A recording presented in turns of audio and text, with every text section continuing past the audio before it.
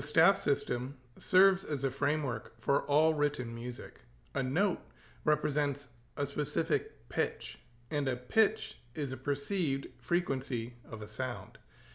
Mastering these basics allows musicians to accurately interpret and create music. I address the nature of the staff system, notes, and pitch from both a philosophical and theoretical approach in this course.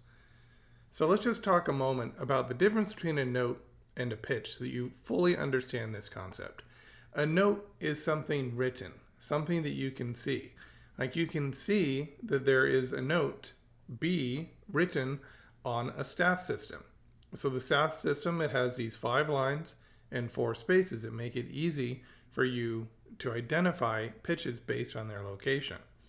If I play that B, if I play that note that's written on the staff system, all of a sudden that note becomes a pitch, because pitch is what we hear.